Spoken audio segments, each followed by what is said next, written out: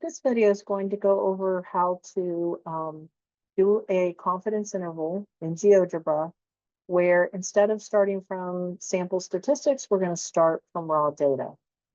So we have a problem here with the raw data listed. We want to find a 96% confidence interval for the true population mean. And we're given in this case that the data comes from a normally distributed population with a known standard deviation of 3.8. So we'll be using that in a minute. But first, let's see how we get the raw data into GeoGebra. So unlike the other confidence intervals where we went to the probability calculator, here we're going to start from the spreadsheet. So I've opened up the spreadsheet view. I don't need this other panel. I can slide this if I want just to get it out of the way. But I want to get the data into the spreadsheet. Now, there's a few options for this. Of course, you could just type the data. Be very careful if you do that. You might be able to copy and paste the data. So select from My Open Math, Control C, go over to the first cell and Control V. And that'll work usually, at least on a PC. Your mileage may vary on other devices. But I want to show you how to use a CSV formatted file when that's available. It's not always going to be available, especially with smaller data sets, but on some My Open Math problems, you'll see this download CSV link. And so that's just this data set in a CSV, like an Excel file. So I'm going to click on that. So when I clicked on the download CSV, you can see that the file was downloaded to my local downloads folder. So I would be able to then open this. My settings have that set by default to open in Excel, but I don't really want it in Excel. I want it over here in GeoGebra. So I'm going to go to GeoGebra now, and I'm going to go to this 3-bar menu on that top bar. I'm going to go to Open. And so I'm going to click here where it says Local File. And when this opens, it should by default open to my Downloads folder. If not, you'll need to navigate to wherever you saved the CSV file. But notice that I don't see the file here. And the reason is because the file default type is GGB. And this file is a CSV file. So I'm going to click on GGB. I'm going to go to All Files.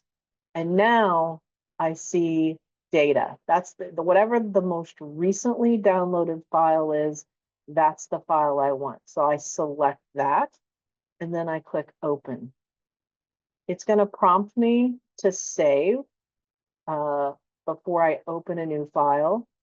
I don't need to save, but if you wanted to, you could. And now you see that I have the data here that is exactly what's over here. You can double check that you have all the data.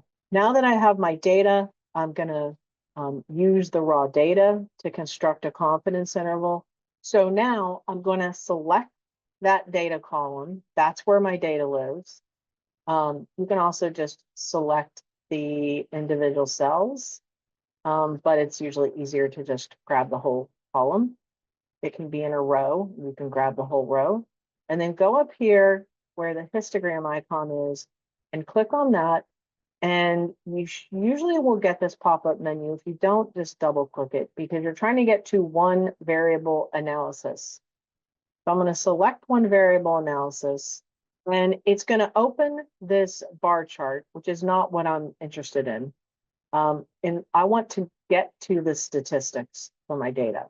So from this little pop-out menu where you see the sum of X symbol, it says show statistics when I hover over that.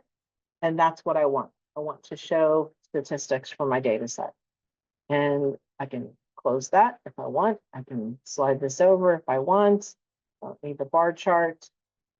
Here's what I need. I need my statistics panel. And so you can see the statistics for the data set, the N, the sample mean. It gives me both sigma and S because it doesn't know whether this is a sample or a population and so on. But what I want is to do a confidence interval. So when I click on statistics up here, I get this drop down with a few different choices. And in this case, we're doing a Z confidence interval. So I'm going to select Z estimate of a mean. Since it's a Z estimate, I have to know sigma. And so I'm going to enter the given sigma population standard deviation of 3.8. And I have to enter my confidence level. So I put in the confidence level of 96.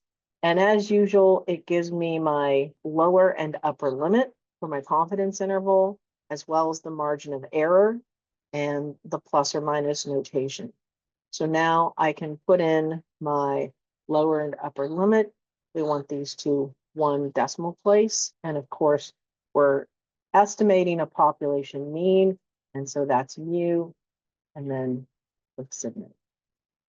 Just a note, if this was not a known population standard deviation, if I was instead doing a T confidence interval, then I would select T estimate of a mean, and everything else would work the same. It just doesn't ask me for the population standard deviation because it's going to use my sample standard deviation since it's a T confidence interval. And you can see that it does affect the lower and upper bound. So there's a difference between the T versus the Z confidence interval.